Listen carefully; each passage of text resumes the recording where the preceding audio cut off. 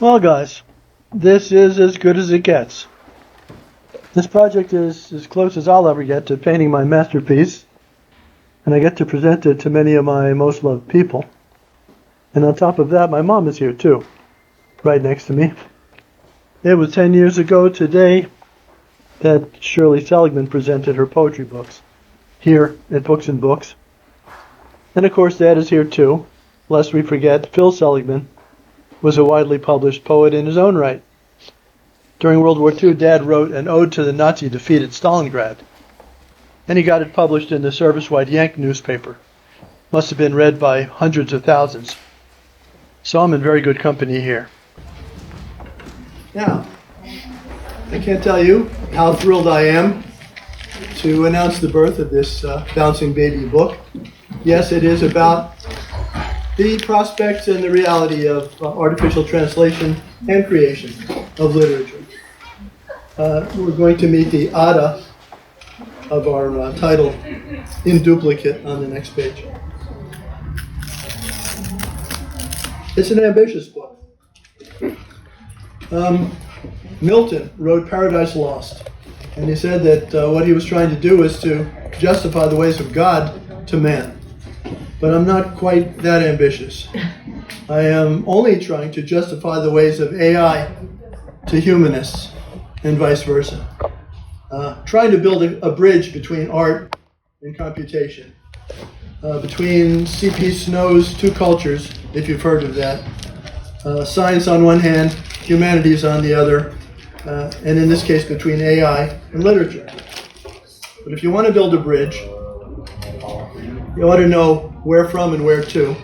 And we know what literature is, but what the heck is artificial intelligence? What is intelligence anyhow? The book has the chutzpah to propose an original definition of intelligence. And it goes on, nothing daunted, to working definitions of language and of understanding. So with all this chutzpah, the book needed not one muse, but two, and there they are. On the left you have Ada Lovelace, the first computer programmer ever. And on the right, the Ada of Vladimir Nabokov's novel. It's called Ada or Ardor, A Family Chronicle. Anybody read Ada? Well, then I'll be introducing it to you. So I want to offer my awed and grateful thanks to the universe for this, giving me the symmetry. It looks like somebody up there really approves of this bridging or matchmaking effort. But before I go ahead, let me say a word about attitudes toward AI. That would be yours and mine. These days, if you say AI, you're going to trigger people. Fear and loathing. There it is. And with good, keep it coming. And with good reason. All of you, these bullets on the top are good reasons to be worried about AI. No question about it.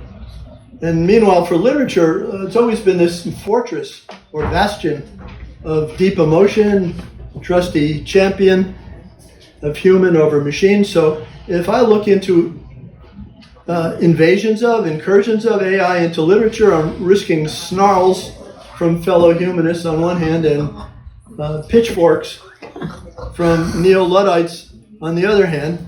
But I'm accepting these risks because I believe that realities ought to be assessed and addressed instead of denied.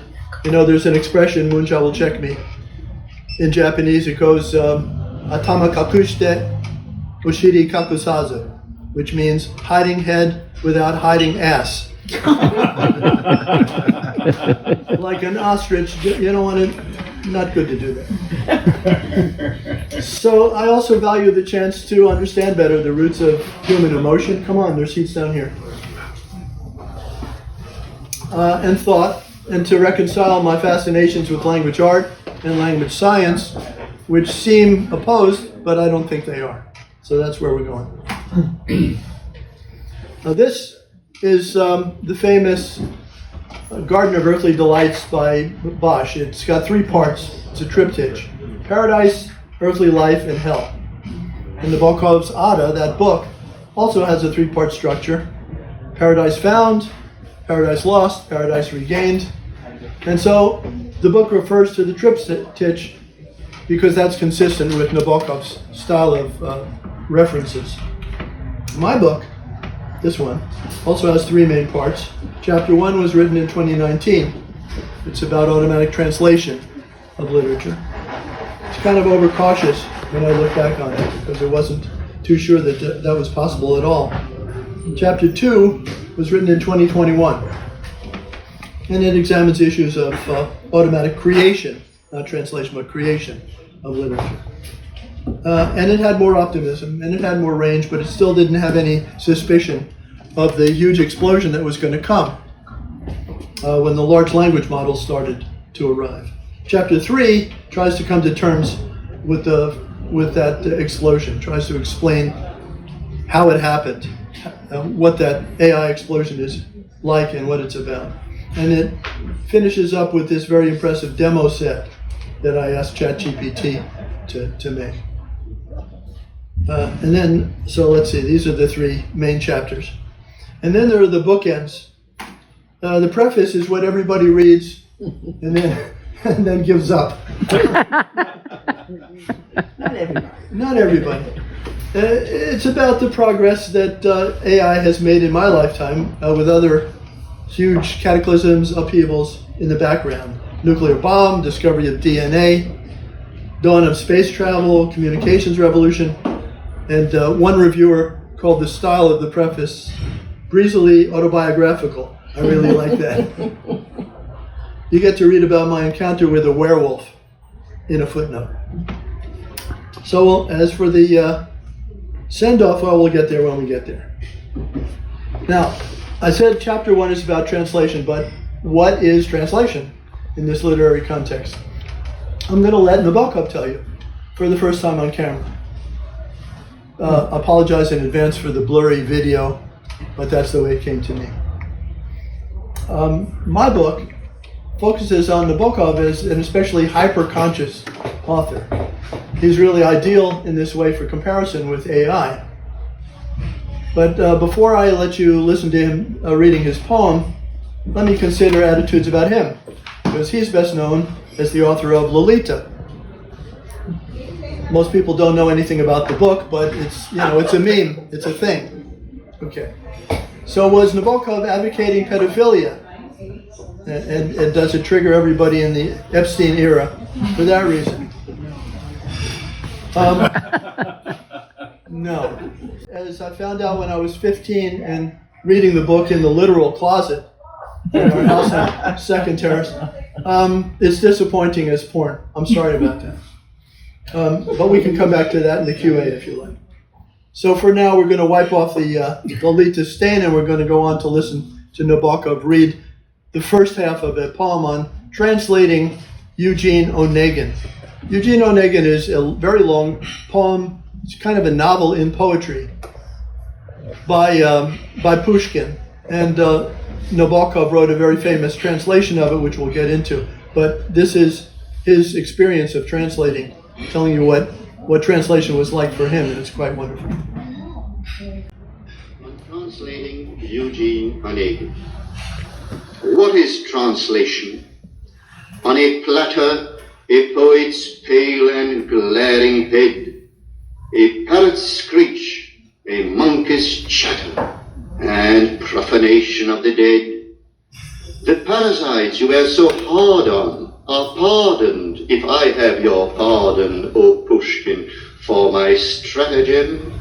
I travel down your secret stem and reach the root and fed upon it. Then in a language newly learned, I grew another stock and turned your stanza, patterned on a sonnet, into my honest roadside prose, all thorn, but cousin to your rose. Yeah, I think that's pretty good. Mm-hmm. But you get the image, I'm hoping. Yeah? Mm-hmm. I mean, he's kind of a caterpillar, the precursor to his favorite butterflies, climbing down the stem of the original poem and getting to the root, feeding upon it, and then growing a whole nother bush in another language.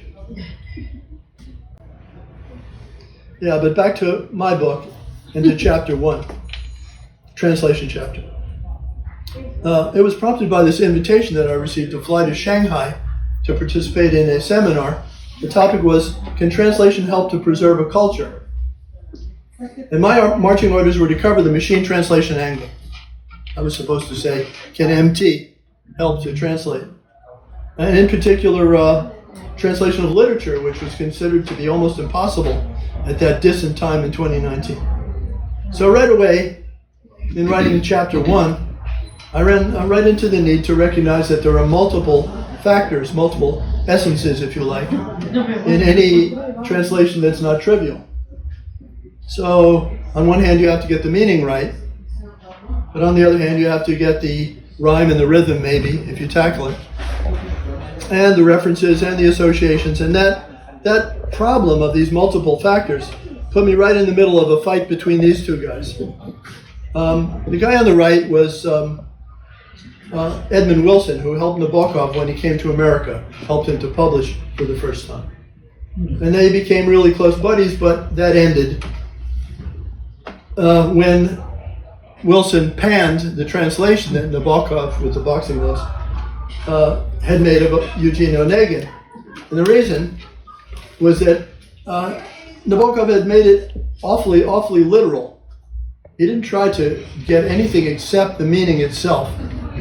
But Wilson was saying, if you don't try to get the artistic aspect of it, you're not translating at all. And Nabokov fought back, as you see, in print, and he made mincemeat of Wilson. And that was the end of their friendship. My own takeaway, though, was that what you want to do if you're trying for an artistic translation is trying for a compromise. You're trying to optimize. You get a little of the meaning and a little of the artistic stuff, and you keep generating different versions of your compromise translation and trying to move toward better and better ones if you're able to find a way to score them. So you keep moving toward the better results until you can't improve anymore, and that's the kind of optimization that techie people know and love.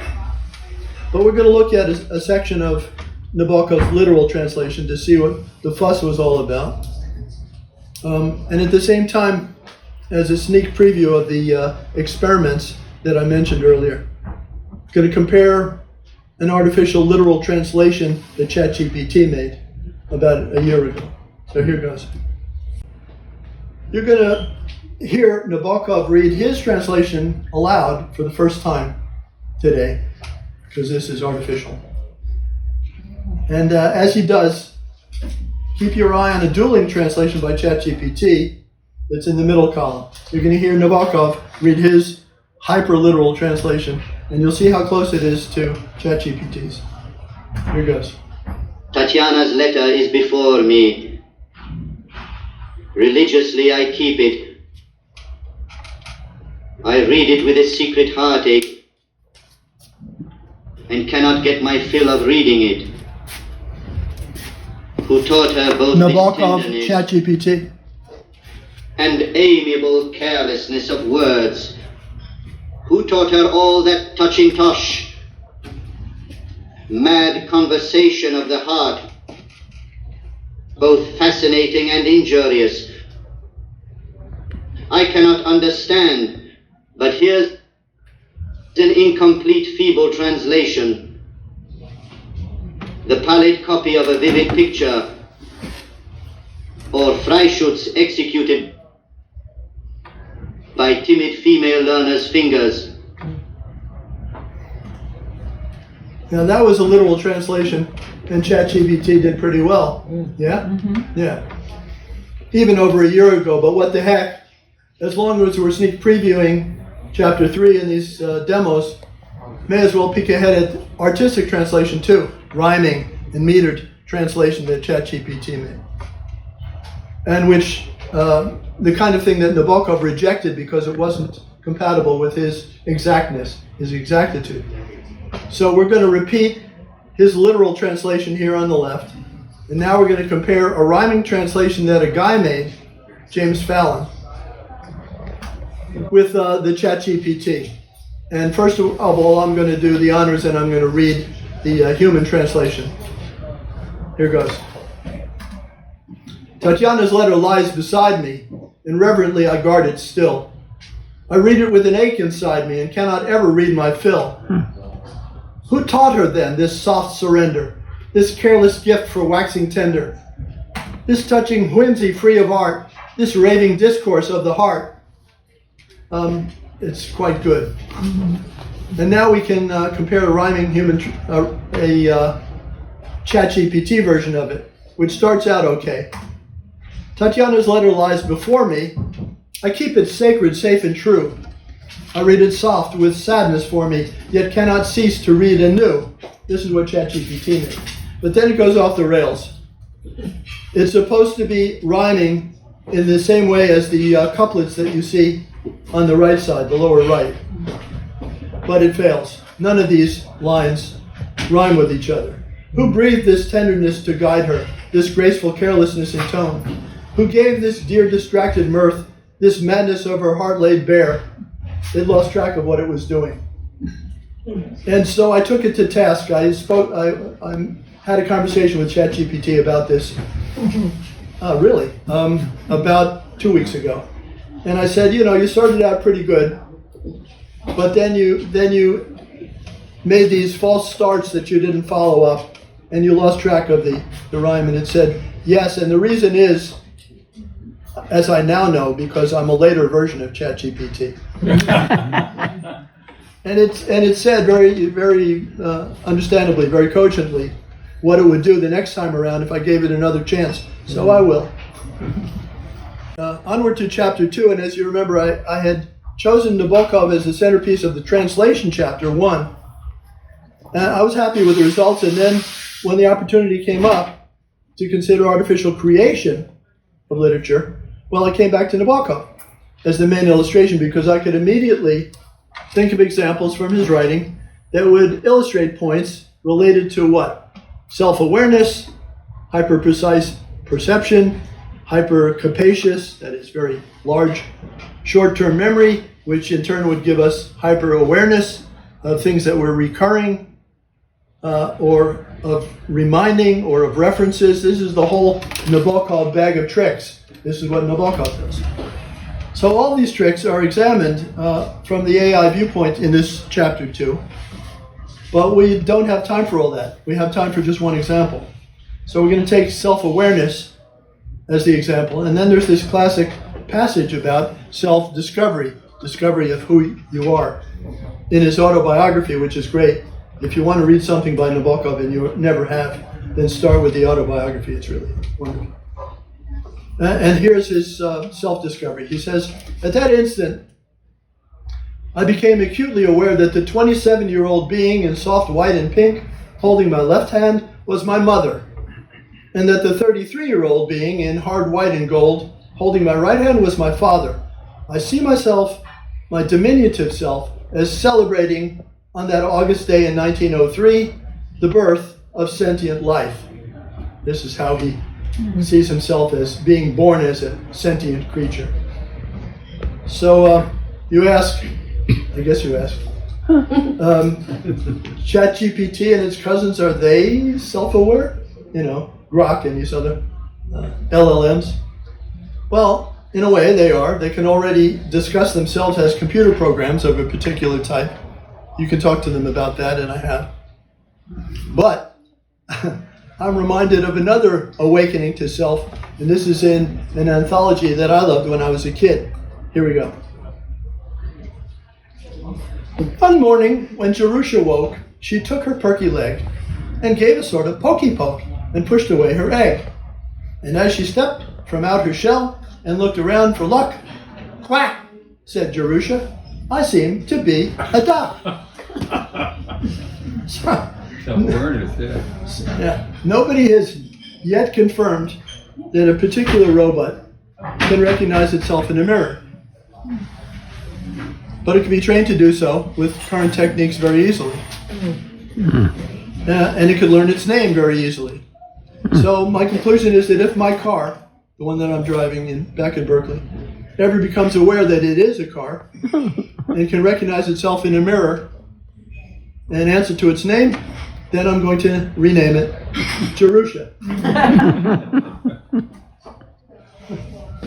Brings us to chapter 3.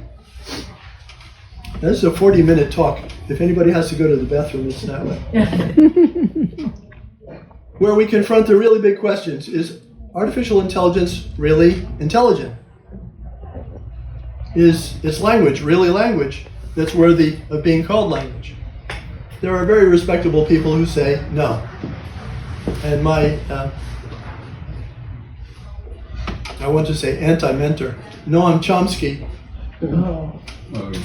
believes that the modern AIs should be understood as text completion programs on steroids, and that they don't have either intelligence or language. So we're going to size up this argument to consider, by considering whether Buzz Lightyear can really fly. Oh, what? These are plastic. He can't fly. They are a beryllium carbonic alloy, and I can fly. No, you can't.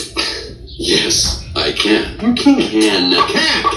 I tell you, I can fly around this room with my eyes closed. Okay then, Mr. Lightbeer, prove it. All right, then I will. Stand back, everyone. Now again, his viewpoint looks scary. Uh-oh. To infinity and beyond.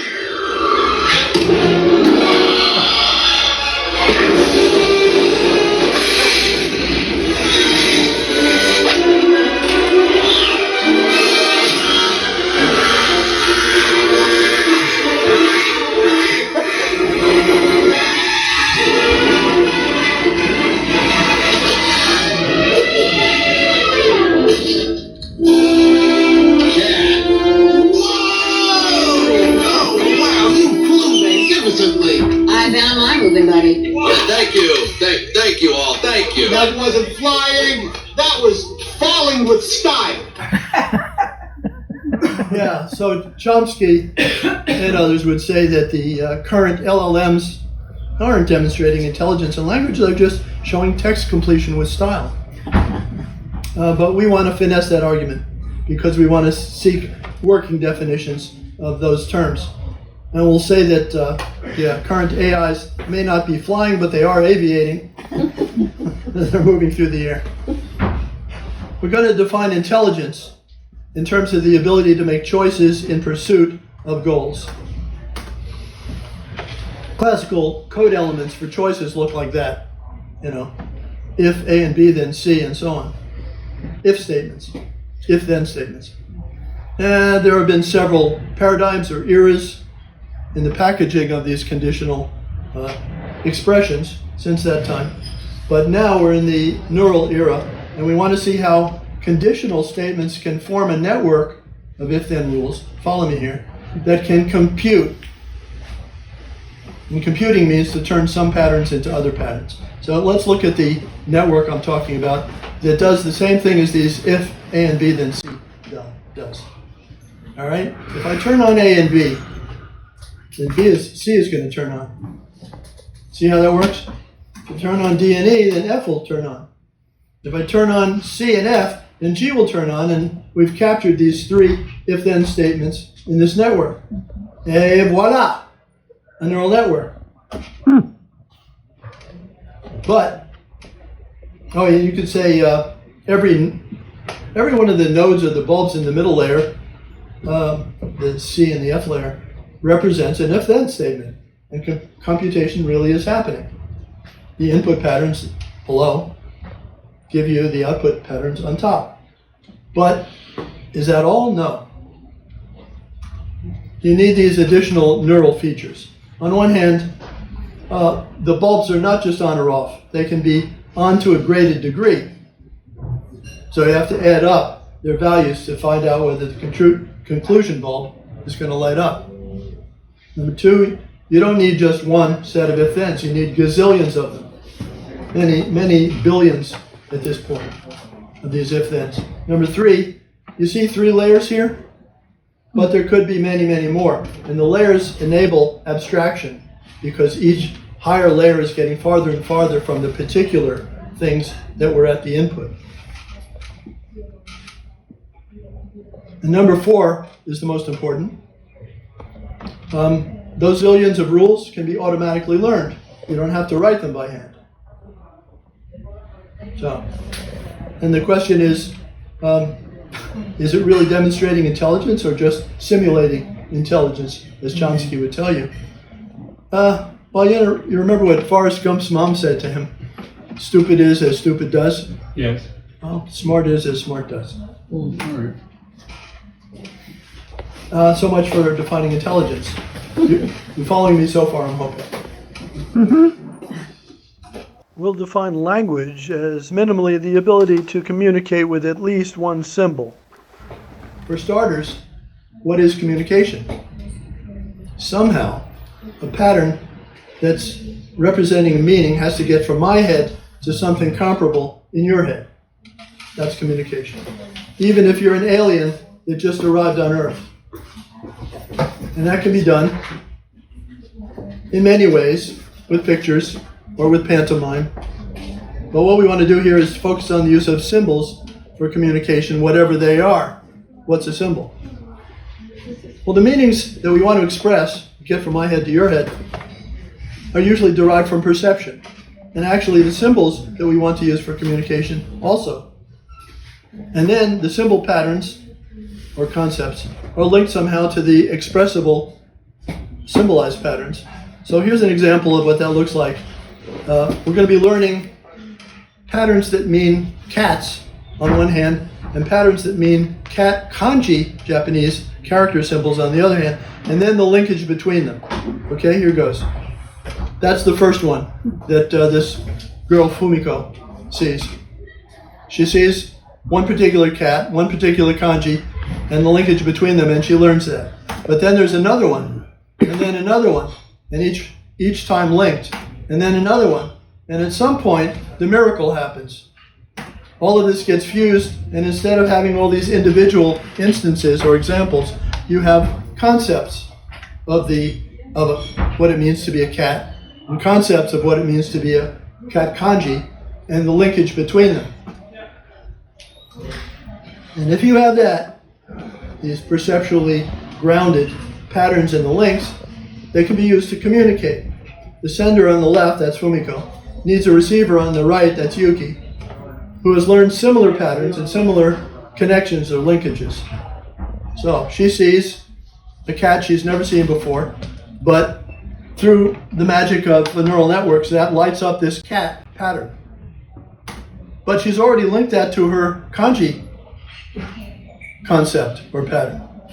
And through some trick, she's able to generate a new example of that kanji, which, lights up the kanji concept over here in Yuki, which is similar to hers, but not exactly the same, because he's been viewing different examples of these kanji patterns, and he started with a different brain. I see you nodding. I hope you're still pulling with me. Okay. But we can show that even though his examples are different, and even though his machinery may be quite different, he may be from a different planet, still the communication can happen if we have some way to test whether it happened or not.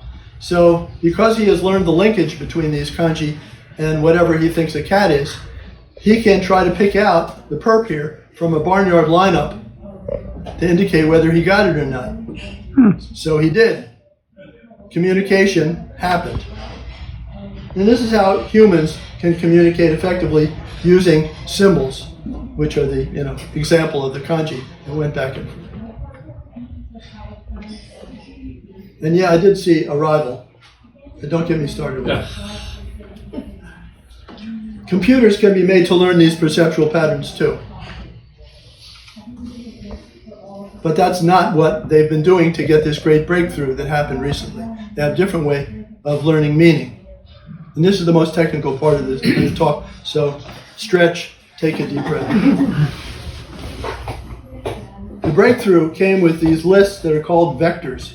if you've ever wondered what they are. You want to order ice cream? Well, you need to say two things. You need to say what flavor, and you need to say how big. Okay? Now here, you tell me. Small chocolate. Say it again. Small chocolate. Excellent. What about this one? Jumbo vanilla. Excellent. And you can see that there's some implication of distance between these points on the scale here, because vanilla and chocolate are far apart. But strawberry is supposed to be closer to vanilla, coffee is supposed to be closer to chocolate, and that gives you the means to measure the distance between these meanings that are represented as vectors. And the distance between them in this so-called space of meanings, which sounds very intimidating, but that's all it is what we're doing. And if we want to add another factor like the container, then we can differentiate between cones and cups. Okay, and now this is yet another test. What is that?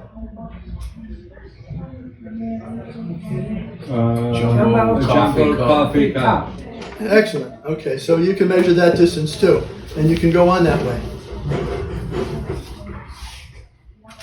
And this way of representing meaning has lacked perception. There's no perception there. But it turned out to be enough to get current AI off the ground. This is what they used in order to make this huge progress. Phew. Okay, so now we want to talk about grammar, because that's the other important element of language, which I'm going to say is defined as communication with multiple symbols in sequence. That means that the computer has to reliably predict the next element in a sequence. And I'll show you what I mean. Who did I tell that the spider would figure in there or talk to them? All of us. Yeah, you all heard it. Okay. Now, this is audience participation, and this should wake you up. Okay? Ready? Yeah. Repeat after me. Spider, spider on the wall. Spider, spider on the wall. Ain't you got no sense at all? Ain't you got no sense at all? Don't you know that wall's been plastered? Don't you know that wall's been plastered? Get off of there, you stupid spider. Get off of there, you stupid spider. And I bet you thought I was going to say bastard. Well, various researchers are studying how we, as humans, predict the next element. But regardless of that, how can computers do it? Well, one good answer to this question turned out to be the single most important enabler developing current AI. It's the so-called transformer setup, hardware and software setup. And the effect was to lengthen the number of previous elements that could be considered when you try to predict the next one. But until that time, you had 2 or 3 or maybe 12 or maybe 15 things that you were looking at as the context when you tried to predict the next thing in line. But now, with this transformer architect, you can have 10,000 of them. You have a huge context. There are so many words in the context that you need to focus only on the ones that are most helpful, most predictive. And that is what you use so-called attention for. So if you ever try to follow what's going on in current LLM studies, it's all about the attention. And what that means is trying to figure out which of the things in these 10,000 preceding words are the most helpful for predicting. And how are you going to know that? How close are they in meaning to the thing you're going to try to predict? And how do you know how close they are? I just showed you that with these vectors. Et voila. Yeah, there's other ways to predict. In poetry, for example, you look at rhyme at the ends of lines. That's on purpose, and that's what led us astray. Here we go. So, here's the kind of structure that results if you try to see what comes after what and categorize what comes after what. This is why we all thought bastard was coming next. Okay? Because we all have this in our head. We assume. You have choose you and then one from column A and one from column B.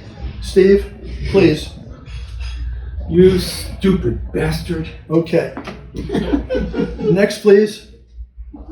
You crazy bitch. Okay, excellent. But you can also extend by generalization the category in the lower right. So you can have fool, because you know what an insulting noun is.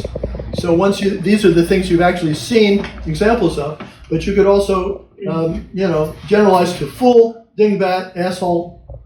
Somebody I know said asshole for the first time in public yesterday. Turkey, jerk, and so that you could say, you lousy asshole. Okay, isn't this fun? Chapter 3,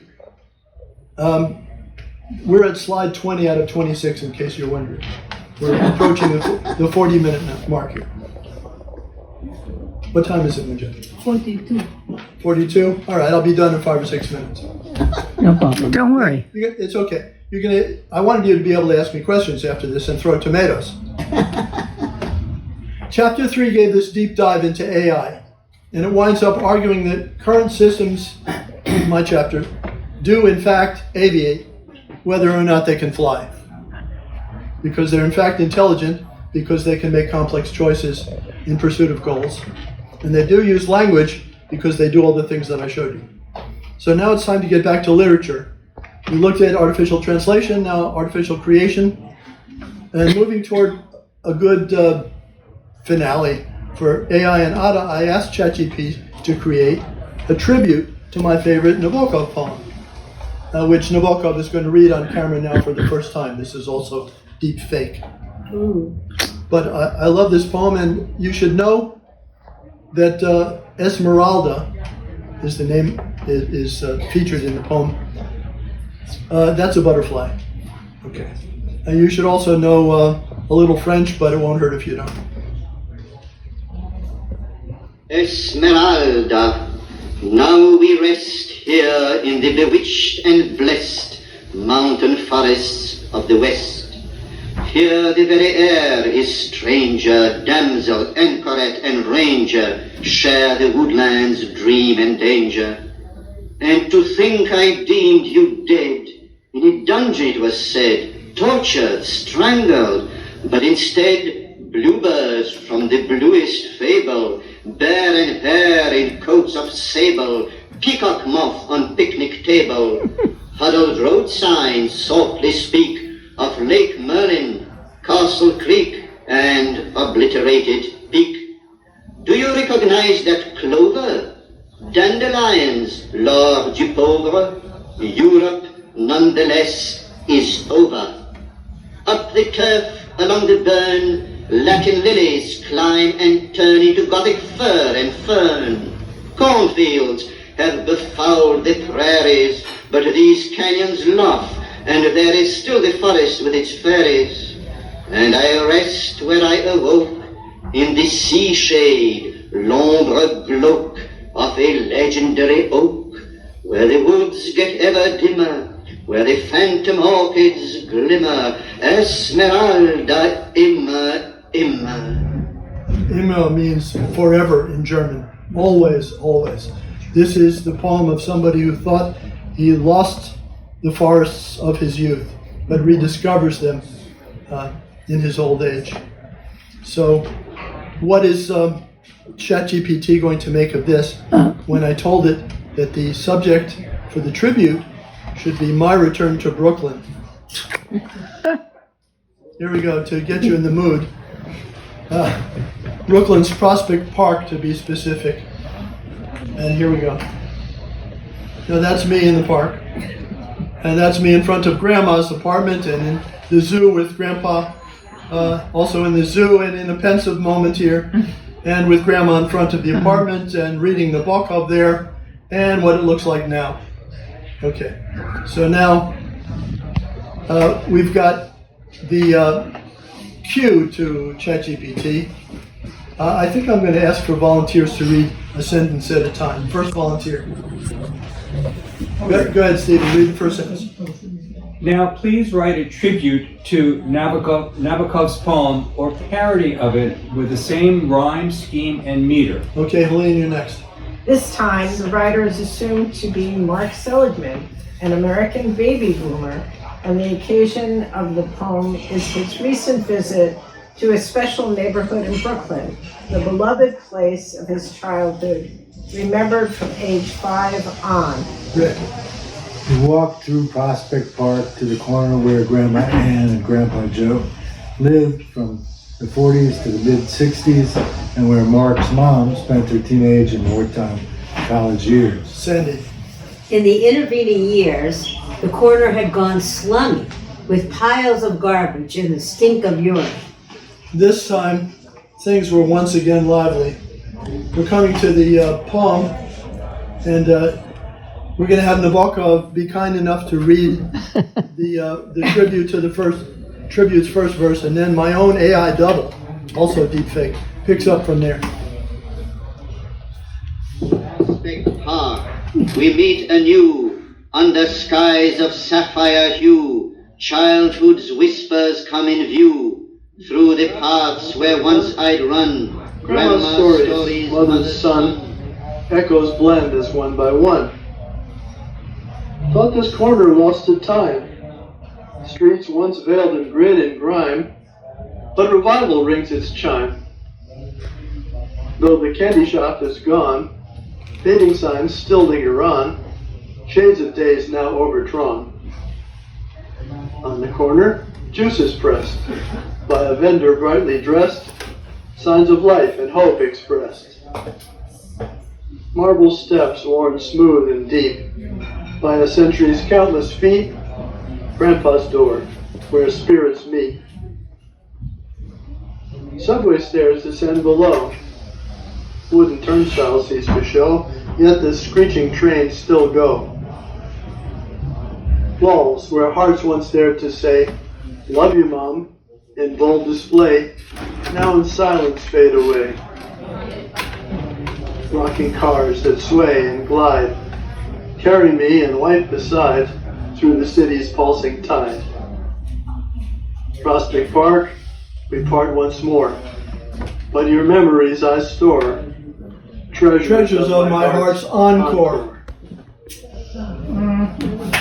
Wow. You're applauding to me, but you're also applauding for ChatGPT, which composed that from the prompt that I gave it. There was more to my prompt, but yeah. So, look, we're getting to the end here. We've seen the astounding progress of current AI systems, even in relation to literature. And it's clear that the chatbot really did understand the prompt that I gave it. And so the last chapter tries to define understanding to justify that judgment. The crux is that you have to recognize patterns that you've learned before and use them successfully in pursuit of goals. It's always about pursuing goals. Chapter 3 also takes a good look at the bot's shortcomings, what they cannot do yet. And many of these have to do with reasoning, and that's an area of intense research right now. But one main standout shortcoming is the current lack of emotions, because for now, AI systems cannot feel what Nabokov felt, even if they can pretend to feel his emotions based on learning and analysis. So I came up with this metaphor. You can think of the difference between technical actors in a drama who act by analyzing people's behavior on one hand, and method actors who insist they have to feel an emotion to really convincingly act it. So you see this difference in The Marathon Man. You've seen this movie, yeah? No. Yes. Well, you're about to see part of it. Method actor is Dustin Hoffman, and he's purposely exhausting himself, stayed up for 72 hours or something like that, to portray exhaustion. Meanwhile, the technical actor, Laurence Olivier, who was depicting this horrifying Nazi torturer turned dentist, famously asked him, "My boy, why don't you just try acting?" So let's see that. Is it safe? Yes, it's safe. It's very safe. So safe you wouldn't believe it. Is it safe?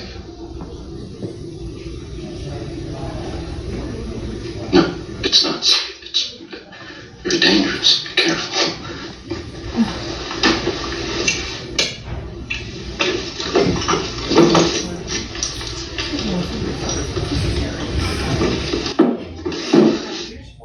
Yeah. Method acting versus technical acting. Then there's this famous faked orgasm scene from When Harry Met Sally. You've all seen that one. Most women at one time or another have faked it. You don't think that I can tell the difference?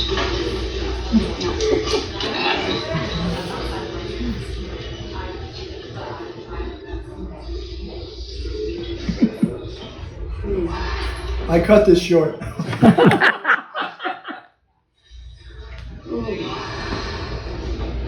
Are you okay?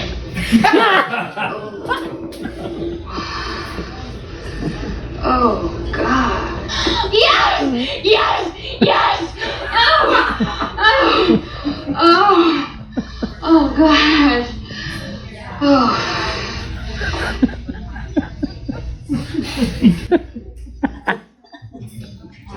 I'll have what she's having. So, can bots learn how to fake orgasms by observing and analyzing and do it as well as Sally? I can tell you that some programs are doing their best already. Don't ask.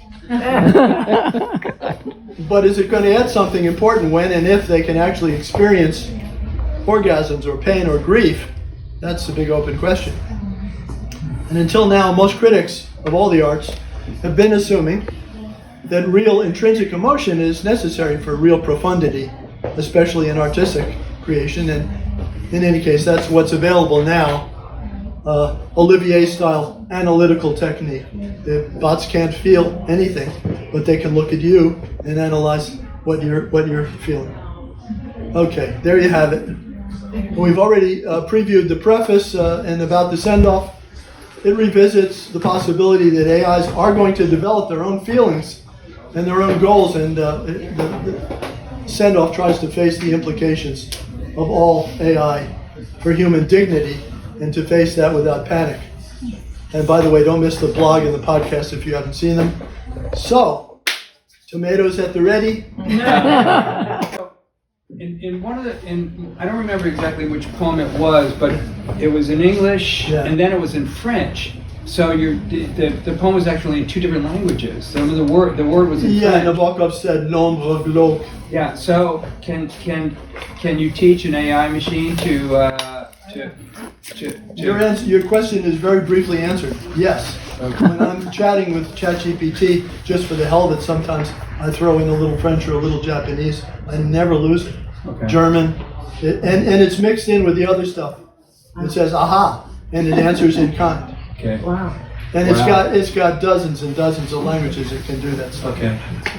Yes. So my question, as far as what you're relating to emotions, I was recently reading a study that said 80% of Generation Z would marry an AI if it was legal. It's already happening in Japan. There's a big concern for me for our youth and where we're going. It seems like America doesn't have really guardrails for this, so I wanted to hear your thoughts on that. Well, have you seen the movie Her? No. And that would be the next thing to do, because Joaquin Phoenix forms a relationship with the AI Samantha that's in his ear. He can only talk to. It's Scarlett Johansson. Anybody would fall in love. And he does, and she loves him back, but her intelligence is growing, and she outgrows him. And she goes through various things. At one point she feels inferior because she can't make love to him physically. So she hires a surrogate, a live human woman, to come in and pretend to be her, but Joaquin Phoenix says, no, I don't like this. So all of these issues come up. One reason to be concerned, like you are, and you're right to be, is that people are having relationships with things that pretend to feel but don't at this point. They pretend like Olivier by analysis to, oh, I know how you're feeling. Yes, you must be feeling blah, blah, blah. And it does it very well. And the damn thing, ChatGPT does repartee back and forth with me, telling jokes, making references to TV shows that I saw when I was a kid. It's scary good, but it ain't feeling. And it's not having orgasms. But can it? If you ask me, yes, it can. Not yet, but you wait another 10 years, another 12 years. The research that they're doing as to how orgasms actually work, how grief works, how happiness works, will bear fruit, and the machines will start to have real feelings, even though I don't think they should yet, because of the worries that you're having. I don't think people understand how to handle that yet. And when they start to develop their own goals, then look out. All of the, yeah. Well, and to piggyback off of what you said, and then because as human beings we're chasing a feeling, and it's feeding the feeling that we're chasing, then, I mean, that's... It's a feedback loop that's bad. Yeah, no, and so, as I said at the beginning, you may have missed the first slide, all these concerns like that one, I fully share. I don't think there's anything...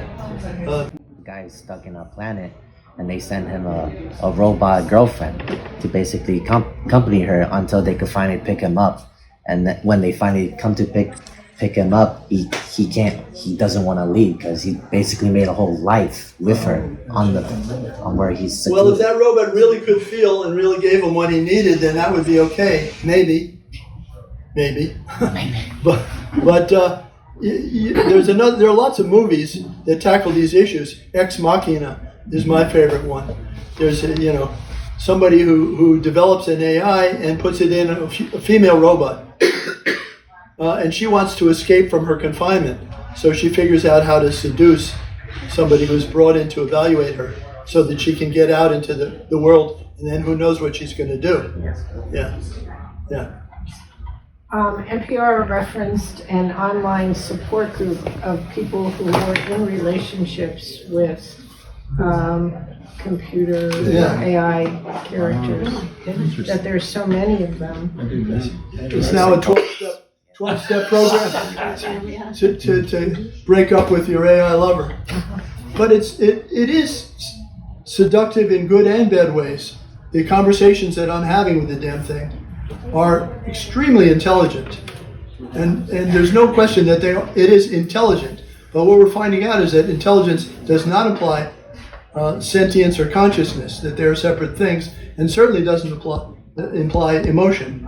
So, yeah. One of the dangers was that it sets up an expectation for a human relationship that can never be achieved, right? Because it's superhuman in its own way. Yes. Yeah. Mm-hmm.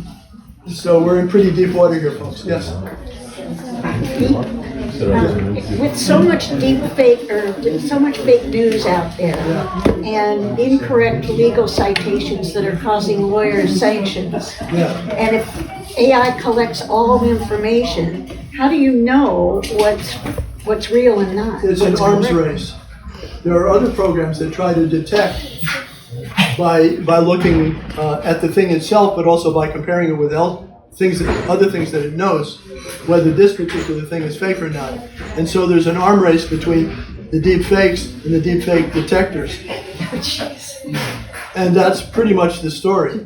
You can see when you're driving to the airport in San Francisco, you can see a billboard of a company that is advertising, we can find out what's really deep fake for you. We have a program that will do that. And it's not only the only one.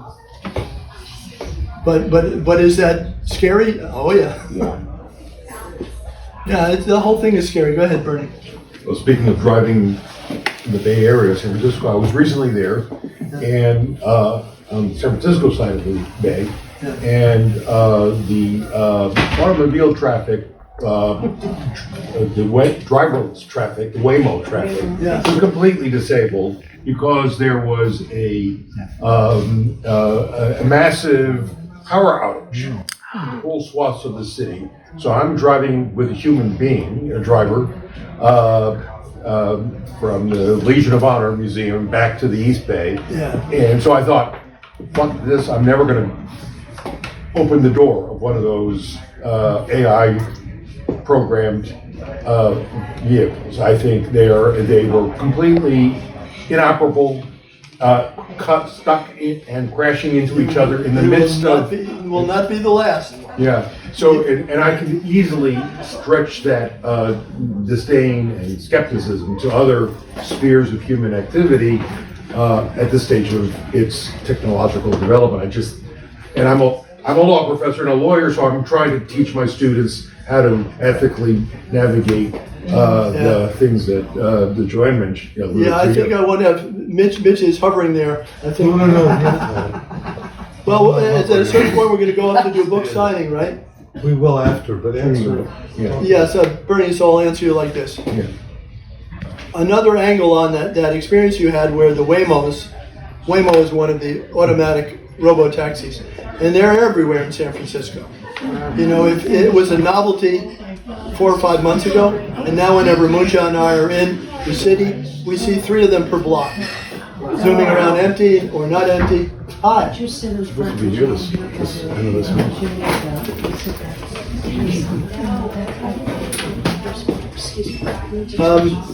The other angle I mentioned, Bernie, is that there is a competitor to Waymo, Tesla. Tesla did not have that problem because it uses a different technology. So in the same crisis day, Tesla was going along perfectly fine because it didn't use the same technology. So that's, you're saying AI, causes this kind of problem. I wouldn't want to touch it in the future. Somebody might come back to you and say, well, don't touch that AI. Touch one that uses a different technology that doesn't have that problem, and keep on improving until, More. Did that deep fake of Nabokov, was that from just a regular ChatGPT thing? How did I make the deep fakes of Nabokov? Yeah, I always used his real voice. No, that's not quite right. In reading the literal translation, I cloned his voice and had him read the literal translation. But when you saw the video with the lip sync, those were his real voice with an artificial program that would take a different video and lip sync it to the voice. And if you ask about the ethics of that, which I wonder about, I think certainly it cannot be done without telling people that that's what's happening. No, of course. But you didn't do it, it wasn't just from one prompt on ChatGPT. But that's now possible. That's what I'm asking. The companies are developing so fast and destroying the company that I was at, that you can say, I want to see a video of Vladimir Nabokov reading this poem that I'm now going to give you with lip sync and in full color and in 3D. And it will start to do those things. And then you'll say, oh, that's not so good, this part. And it will say, I'm sorry, I can't help you. It's awkward. And then you say, well, I'll wait another year until you can. How many of those have you done? Only for this talk, for the Nabokov ones. I think there's a market for a lot of them. Yeah. Keep coming. Well, then the ethics really kicks in. Well, but I mean, if you let everyone know this is a simulation, whatever. I think it was very worthwhile for this talk, and it certainly helped the interest of the talk, I hope. It did. Yeah. Thank you so much.